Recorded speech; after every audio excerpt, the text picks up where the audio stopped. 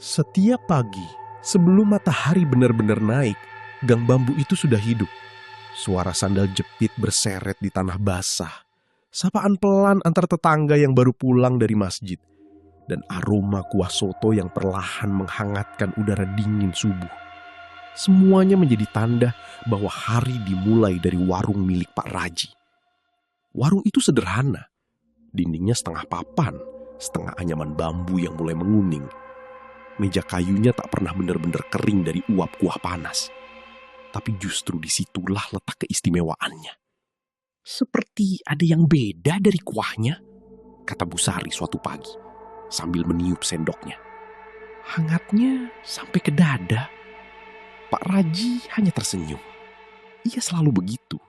Tidak banyak bicara, tapi wajahnya tenang. Ia melayani satu persatu pelanggan dengan sabar. Kadang ia menambahkan suiran ayam lebih banyak untuk pelanggan yang ia kenal sedang kesulitan. Rezeki itu muter, Bu, katanya pelan. Hari ini saya, besok mungkin orang lain. Istrinya, Bu Rini, membantu di dapur. Perempuan itu jarang keluar. Lebih sering terlihat di balik tirai dapur, mengaduk kuah dalam panci besar yang hampir tak pernah kosong. Anak mereka, Lilis, biasanya duduk di bangku panjang sambil mengerjakan tugas sekolah. Sesekali, ia membantu mengantarkan mangkuk ke meja. Kehidupan mereka sederhana, tapi cukup. Bahkan lebih dari cukup. Warung itu semakin ramai dari hari ke hari. Orang-orang mulai datang dari luar kampung.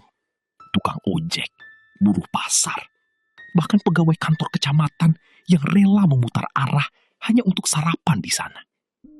Gang bambu yang dulu sepi, kini hampir selalu dipenuhi motor parkir berjejer.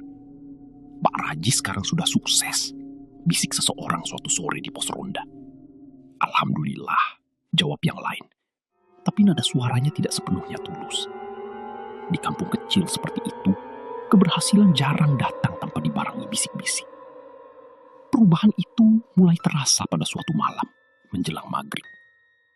Langit masih menyisakan warna jingga ketika Bu Rini tiba-tiba terdiam di dapur.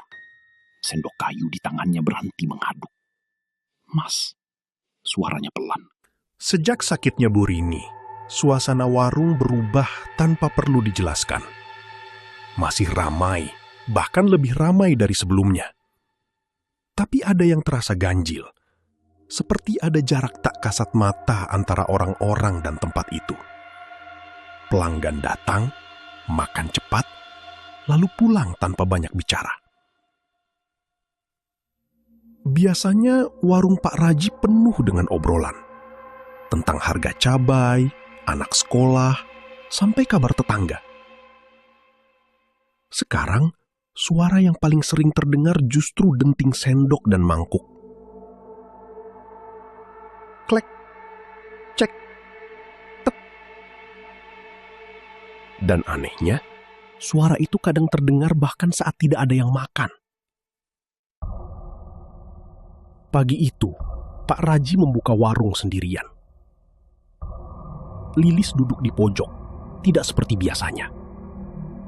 Buku di tangannya terbuka, tapi matanya kosong.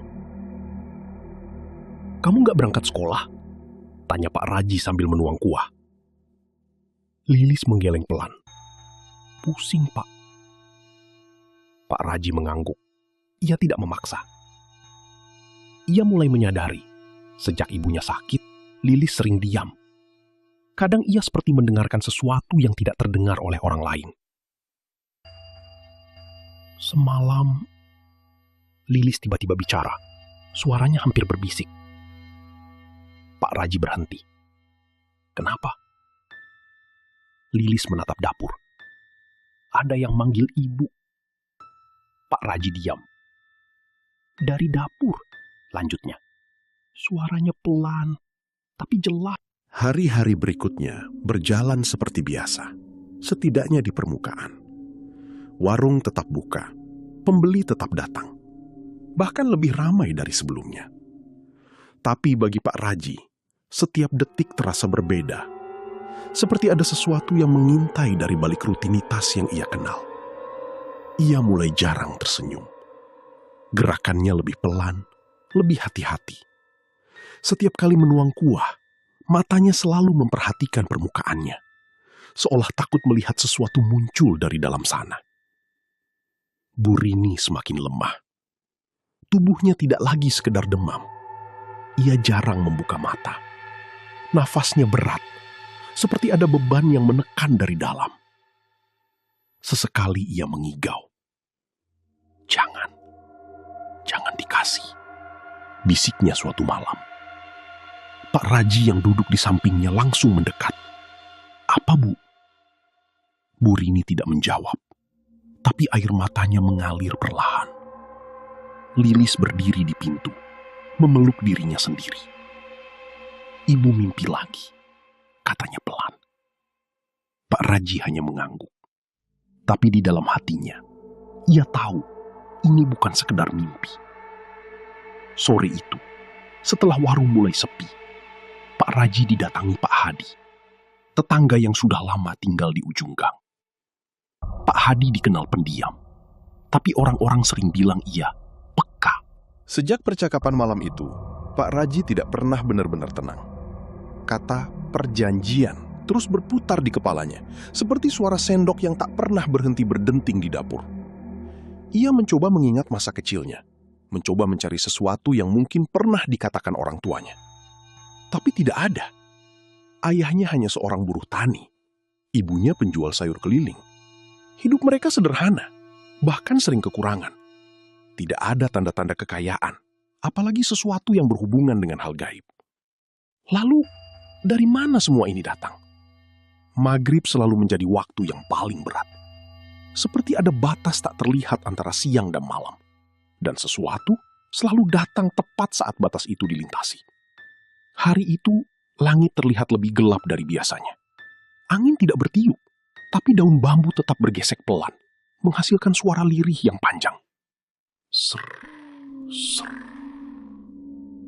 Pak Raji sedang menutup warung lebih awal. Pembeli sudah mulai berkurang. Banyak yang memilih tidak datang setelah kabar sakitnya Bu Rini semakin menyebar. Beberapa bahkan mulai menghindari warung itu. Maaf ya Ji, anak-anak saya takut, kata Bu Sari suatu pagi. Pak Raji hanya mengangguk. Ia tidak bisa memaksa. Di dalam rumah, Lilis duduk memeluk lututnya. Ia tidak lagi bermain, tidak lagi membuka buku. Matanya sering kosong, seperti memikirkan sesuatu yang terlalu berat untuk anak seusianya. Ayah, katanya pelan saat Pak Raji masuk. Iya. Malam itu tidak benar-benar berakhir. Azan Isya sudah lama berlalu, tapi suasana di rumah Pak Raji tetap terasa seperti maghrib yang tertahan. Gelap, berat, dan penuh sesuatu yang tidak terlihat. Pak Raji masih duduk di lantai dapur.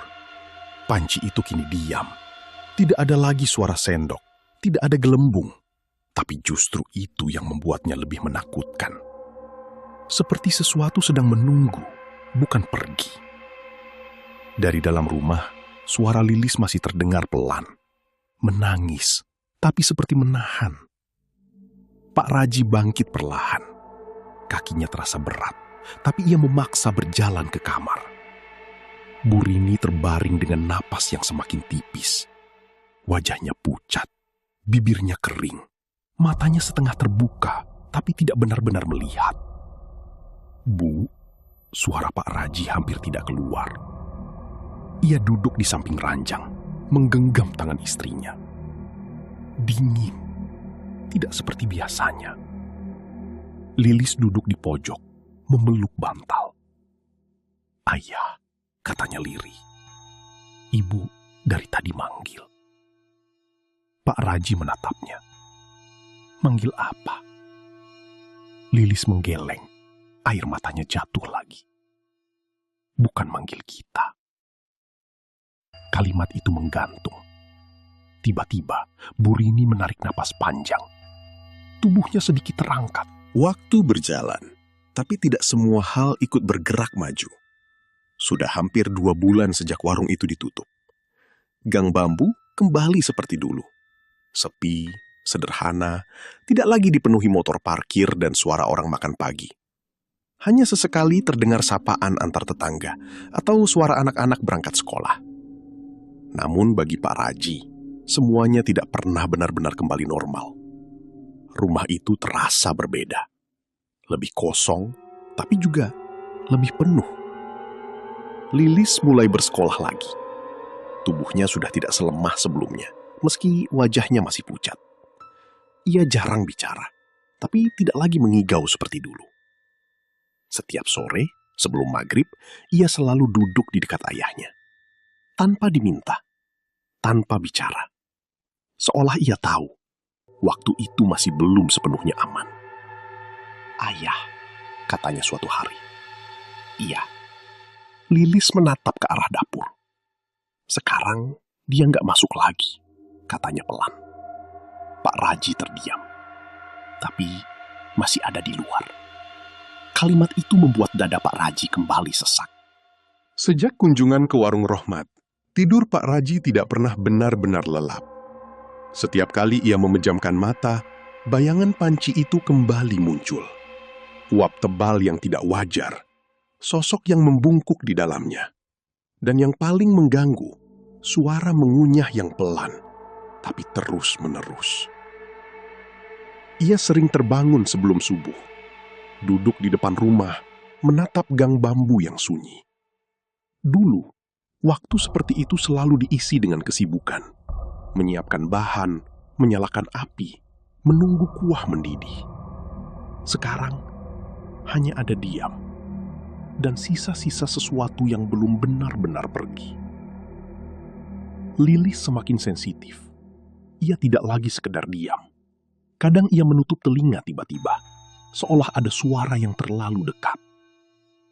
"Ayah, jangan dengerin," katanya suatu pagi. Pak Raji menoleh. "Dengerin apa?" Lilis menggeleng. Matanya mulai berkaca-kaca. "Mereka manggil, tapi bukan buat kita." Kalimat itu membuat Pak Raji teringat pada malam-malam sebelumnya. Suara itu memang tidak pernah benar-benar hilang. Hanya menjauh. Sekarang, kembali lagi.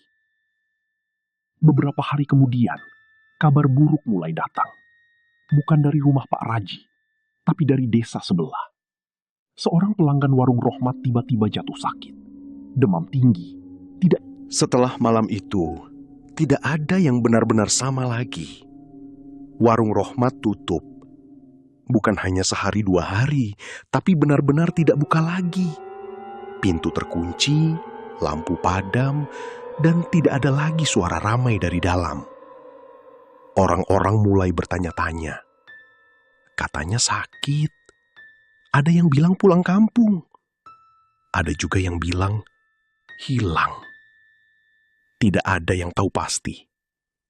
Tapi bagi Pak Raji, jawaban itu tidak penting lagi. Karena ia tahu, yang hilang bukan hanya Rohmat. Udara di kampung berubah. Bukan sesuatu yang bisa dilihat, tapi bisa dirasakan. Malam terasa lebih panjang.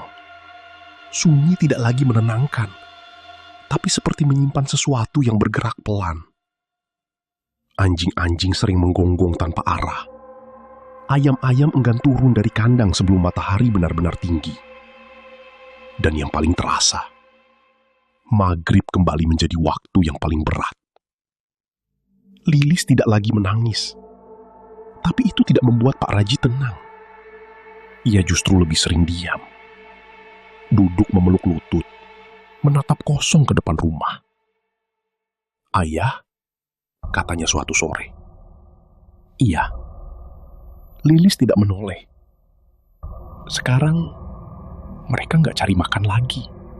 Malam di ujung gang itu terasa lebih berat dari malam-malam sebelumnya.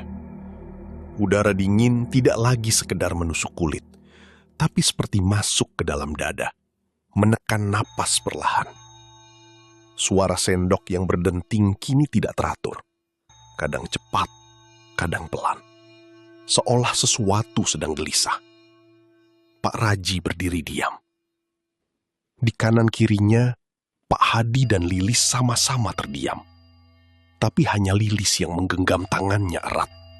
Seolah tahu apa yang akan terjadi selanjutnya. "Ayah," bisik Lilis. Pak Raji menoleh. Kalau pintunya ditutup, mereka nggak bisa balik lagi. Pertanyaan itu sederhana, tapi jawabannya tidak. Pak Raji menelan ludah. Iya, harusnya begitu. Lilis mengangguk pelan. Terus, yang nutup pintunya? Pak Raji tidak menjawab. Ia sudah tahu. Pak Hadi melangkah satu langkah ke depan. Saya tidak bisa, katanya pelan. Saya hanya bisa menunjukkan. Pak Raji mengangguk. Ia tidak menyalahkan siapapun. Tidak lagi. Semua ini bukan tentang siapa yang memulai, tapi tentang siapa yang berani mengakhiri. Suara itu semakin keras, seperti puluhan orang makan bersamaan.